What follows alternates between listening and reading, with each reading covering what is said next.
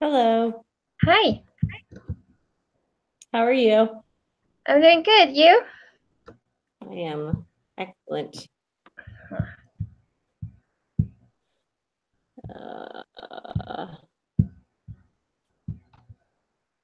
okay. So, are you able to catch up then with the workload? Yeah, I did. Good. Okay. So, I think I had the first two questions. Yeah. Yes, go for it. Whenever So, you're ready. okay. The first one was to list the factors that influence breathing and describe the action. So, we have for factors, some of the factors that influence breathing are blood oxygen level, blood pH level, emotion or pain, stretch, irritants. So with oxygen, we have low blood levels of oxygen that cause the peripheral chemoreceptors to send impulses to the medulla to increase the rate and depth of respirations.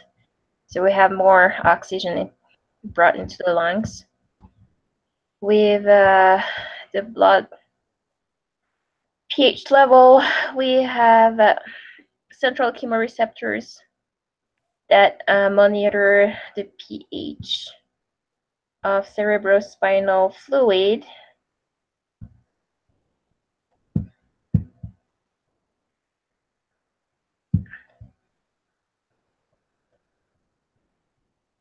And mirrors the level of carbon dioxide in the blood. Then if the pH level falls, they'll indicate that there's an excess of carbon dioxide. So the central chemoreceptors will signal the respiratory centers to increase the rate and depth of breathing. So can lower that carbon dioxide and raise the pH level.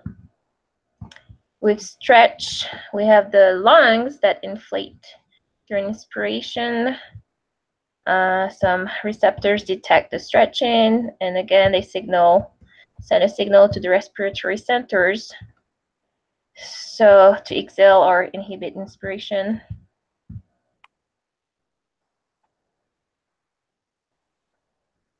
And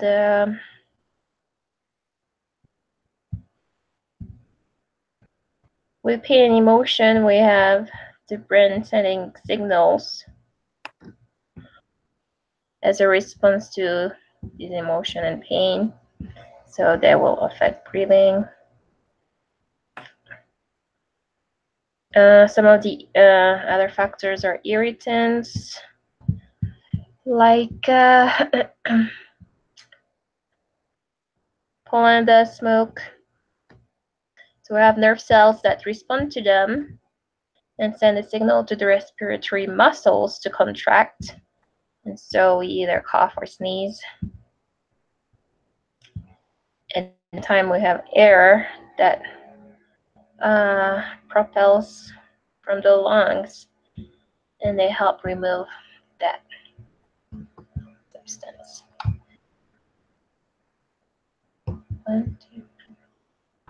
Did you have other factors that I didn't mention?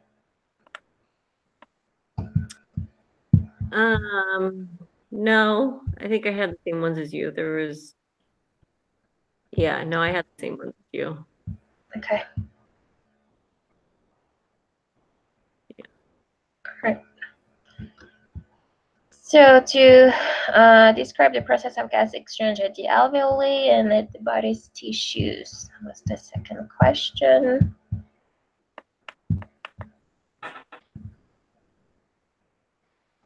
So for gas exchange, we have it occur at two sites in the body, in the lungs, where oxygen is picked up and carbon dioxide is released at the respiratory membrane.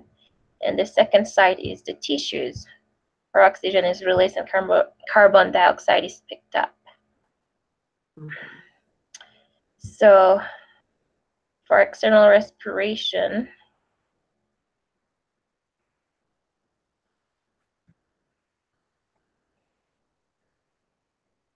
which involves the alveoli and the blood in the pulmonary capillaries,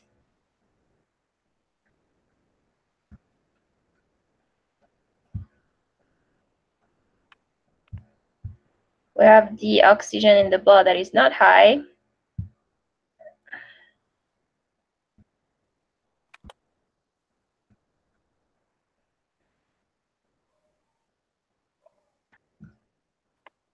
So we have a difference in the pressure of oxygen in the alveoli versus in the blood of the pulmonary capillaries. The difference is about 64 mmHg, whereas the pressure of oxygen in the alveoli is about 104 mmHg.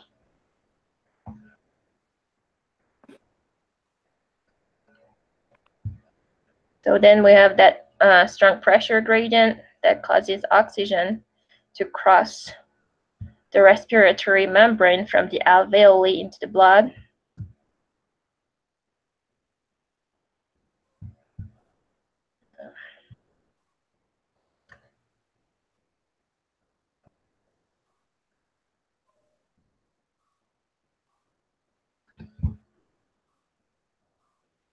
So we have those concentrations of oxygen and carbon dioxide that diffuse across the respiratory membrane. For the tissues,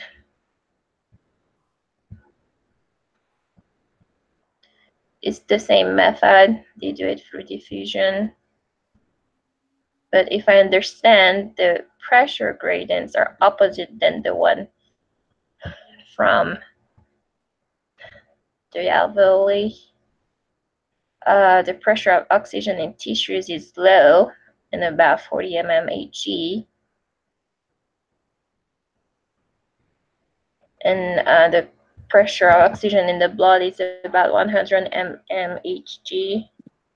So again, we have that pressure gradient that causes oxygen to diffuse out of the blood and cross and enter the tissue.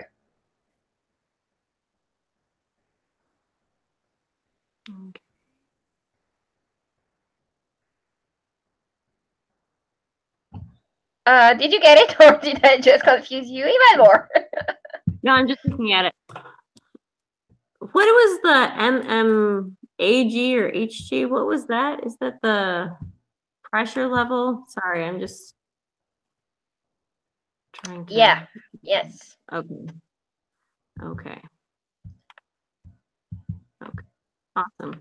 Yeah, I think I basically I just wrote that a little bit differently. So, yeah. Do you have any question or anything to add to the gas Not really. exchange? I think you explained it well. Good. Thanks. Okay, so my question for chapter 18 is list and describe the steps in the process of urine formation. Okay, and okay, so I have two. Well, there's glomerular filtration. Basically, first the blood flows into the glomerulus via the afferent arteriole, and it goes in faster than the blood flows in faster than it can leave, which creates pressure in the capillaries and kind of pushes the water, small solutes, through the small pores in the capillaries and pushes it into the Bowman's capsule, which is part of the double epithelial layer covering the glomerulus. It's kind of that area between the epithelial layers. And then the fluid that entered the Bowman's capsule flows into the renal tubules, and it says the body reabsorbs 99% of the filtrate and the remaining 1% is left to be excreted as urine. And then I have tubular reabsorption and secretion, another step. And for this, sodium moves by active transport out of the proximal convoluted tubules. I think those are the ones that go up and down, and into the peritubular capillaries. So water follows sodium. So sodium moves out, water moves out. And then it says glucose, amino acids, chloride, potassium, and bicarbonate also follow when they filter out. About half of nitrogenous waste, urea, is also reabsorbed. And at the same time, wastes such as ammonia and uric acid and drugs are secreted from the blood back into the tubules. And then tubular secretion of hydrogen also occurs here, and it helps to balance the pH level. That is a lot. Yeah. Okay. That's going to be tough to remember all that.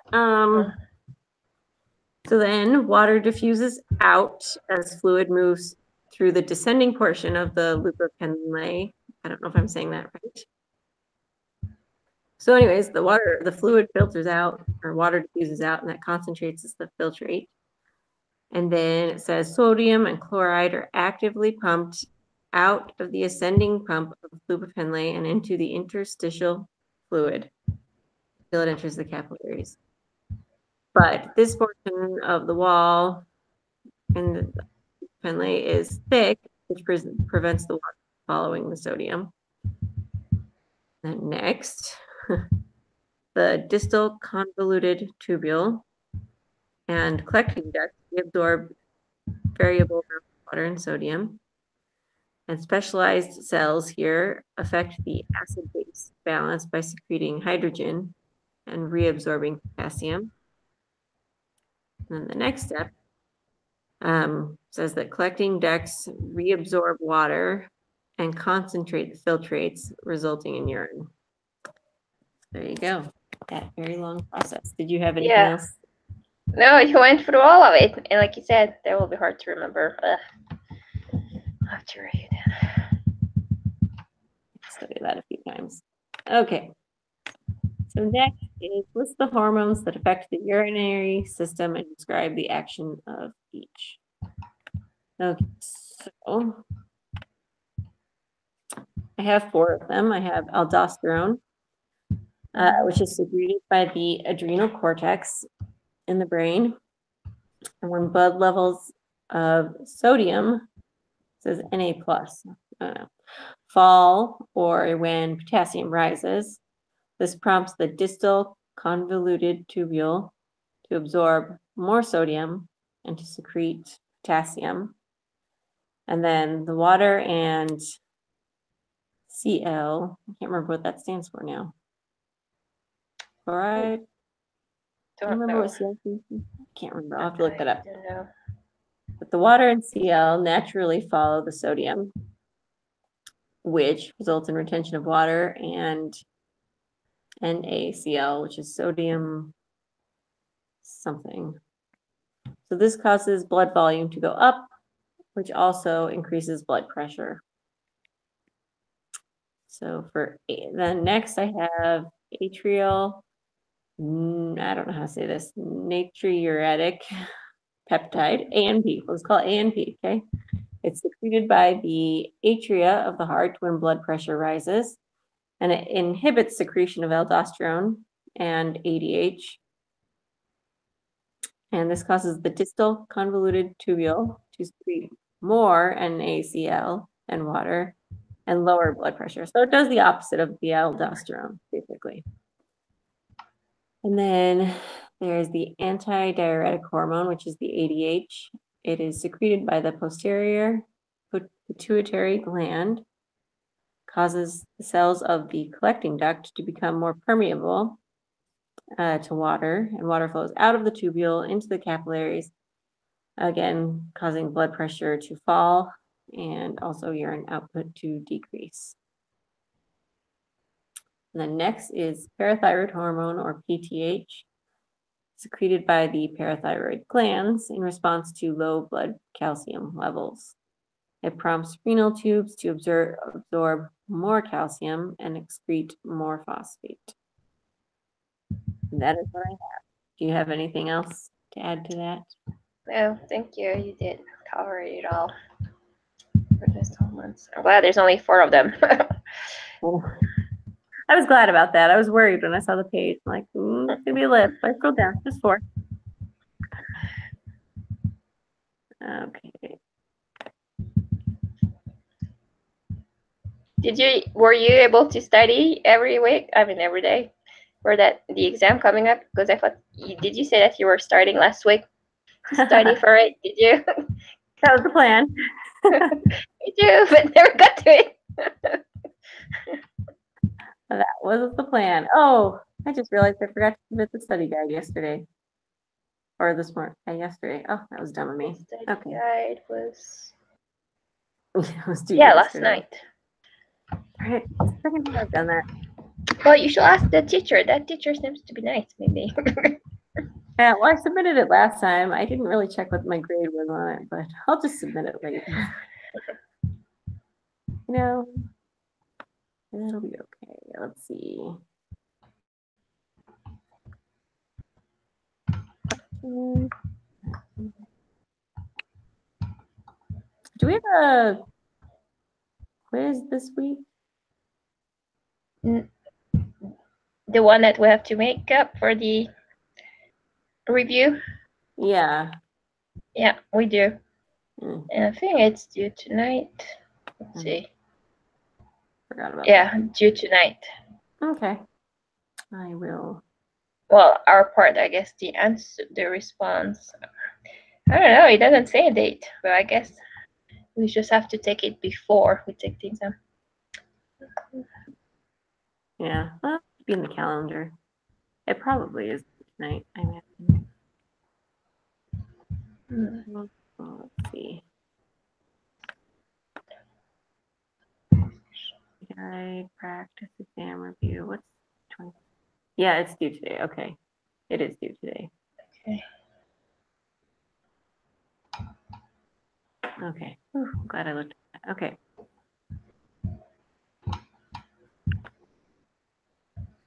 Okay, so for next week. Oh, where is that? There we go.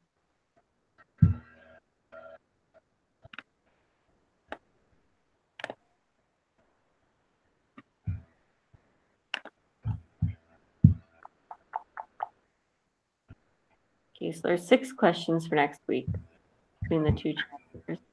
Okay. I can take the first 3 if you want.